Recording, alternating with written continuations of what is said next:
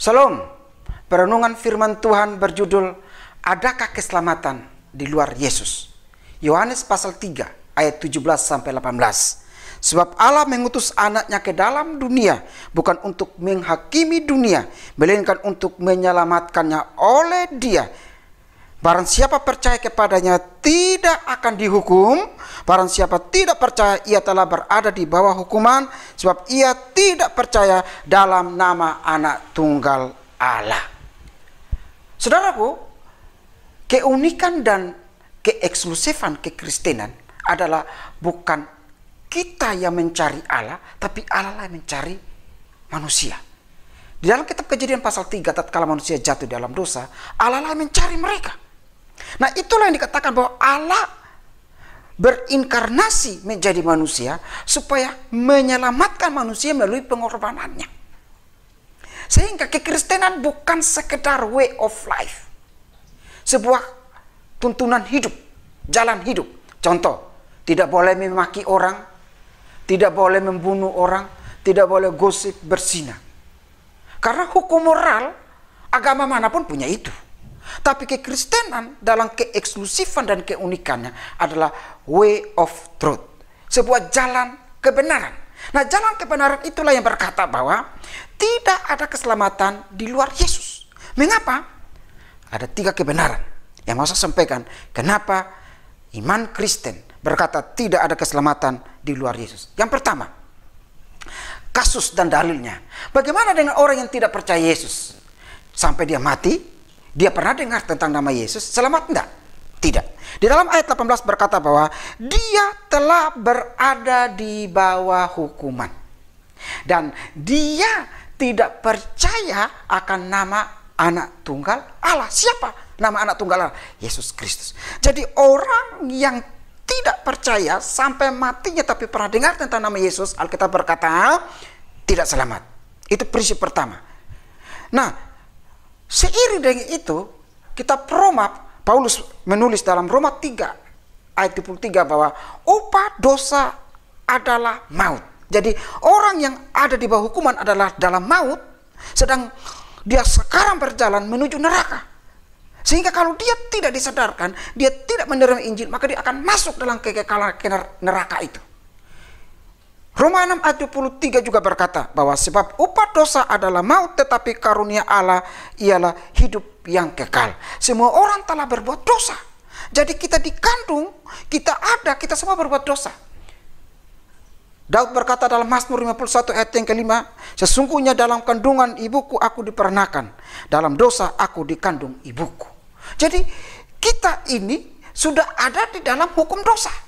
Tetapi waktu kita percaya Yesus, Adam yang kedua, maka kita born again, kita anoten dalam bahasa Yunaninya. Karena dosa yang menjalar atau eselten itu telah diputuskan kutuknya, telah dibayar lunas oleh Kristus di Bukit Golgota. Sehingga mereka yang tidak percaya, mereka yang menolak, dalil pertama dalam kekristenan tidak ada keselamatan di luar Yesus, karena dia tidak percaya dalam nama Anak Tunggal Allah dan dia sudah berada di bawah hukuman. Yang kedua, tidak ada keselamatan di luar Yesus karena orang yang tidak pernah dengar Injil, di pedalaman, di daerah terpencil, tidak pernah tersentuh Injil, apakah selamat? Tidak. Karena dalil kedua yang dikatakan dalam ayat 18 adalah dia tidak percaya kepada Anak Tunggal Allah, yaitu sudah berada di bawah hukuman. Contohnya begini, saya tidak bisa melemparkan responsibility saya kepada orang lain bahwa saya menjadi orang Timur karena bapak saya orang Timur. Kenapa saya nggak jadi orang Jawa? Kenapa saya nggak jadi orang Chinese? Kenapa saya nggak jadi orang Manado? Karena secara natural saya lahir dari seorang bapak yang datang dari Timur, maka saya orang Timur. Artinya bahwa seseorang ada di pedalaman, seseorang yang ada di tempat yang tidak terjangkau Injil, dia tidak boleh menyalahkan orang lain. Dia harus berkata bahwa saya ada di sini karena si A yang membawa saya, si A yang membawa saya. Contohnya A ke B ke C ke D ke E F G H. Hala ada di pedalaman, dia tidak mendengar Injil karena G lah yang membawa. G tidak mendengar Injil karena Efla yang membawa.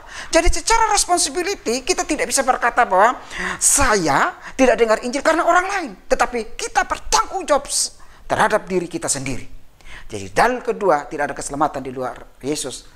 Karena orang yang tidak percaya, orang yang sampai matinya tidak pernah dengar Injil, karena dia sudah berada di bawah hukuman. Dalil ketiga, kenapa tidak ada keselamatan di luar Yesus, dan inilah keeksklusifan dan keunikan kekristenan. Karena Yohanes 14 ayat yang ke-6 berkata, kata Yesus kepada mereka, akulah jalan kebenaran dan hidup. Tak seorang pun sampai kepada Bapa kalau tidak melalui aku. Saudaraku, di situ Yesus menggunakan kata bukan bios, hidup jasmania, tetapi hidup kekekalan, zoe. Yaitu bahwa dia keselamatan dan tidak ada orang yang sampai ke surga kalau tidak melalui Yesus. Saudaraku, dalam sejarah dunia ini, Parmenides, Socrates, Plato, Spinoza, Albert Einstein, Confucius, Neil Armstrong, manusia pertama sampai ke bulan, Hitler, Paul Tillich, Napoleon Bonaparte, penakluk dunia, mereka tidak pernah berkata mereka juru selamat. Presiden, raja, tokoh terhebat, filsuf tidak pernah berkata dia juru selamat. Tapi sejarah mencatat hanya Yesus saja yang berucap, Yesus saja yang berkata, akulah jalan, kebenaran, dan hidup. Dialah satu-satunya jalan ke surga. Nah, saudaraku diberkati oleh Tuhan. Dalil ketiga, bahwa tidak ada keselamatan di luar Yesus, karena hanya dialah yang berani berkata, dan satu-satunya yang pernah berkata, dialah jalan keselamatan. Nah, saudaraku, kalau begitu tidak ada keselamatan di luar Yesus. Itu statement dan keunikan kekristenan. Nah, disinilah kita lihat antara kasih dan keadilan Allah itu seimbang. Yohanes 3:16 berkata, karena begitu besar kasih Allah akan dunia ini, sehingga ia memberikan anaknya yang tunggal, sehingga orang yang percaya kepadanya tidak binasa, melainkan beroleh hidup yang kekal. Artinya bahwa kasih Allah dibuktikan dengan memberikan anaknya. Orang yang percaya selamat, itu kasihnya. Tapi keadilan Allah juga dinyatakan bahwa mereka yang tidak percaya binasa. Maksudnya apa? Kasih dan keadilan itu satu paket yang utuh. Sifat Allah itu tidak bisa dipisahkan. Kalau saya bisa kasih, tapi bisa saja saya tidak adil. Bisa saja saya adil, tapi saya tidak kasih. Tetapi Allah, kalau dia kasih dan dia tidak adil, itu bukan Allah. Lalu seandainya di surga nanti orang yang tidak percaya, lalu dia masuk surga, kita akan protes Tuhan. Kita akan komplain kepada Tuhan. Tuhan, bukankah demi namamu aku berjeri lelah? Bukankah demi namamu ada hamba Tuhan penginjil, pewarta kerajaan Allah, dipenggal kepalanya, mati tergantung, ditembak, bahkan dipenjara karena namamu.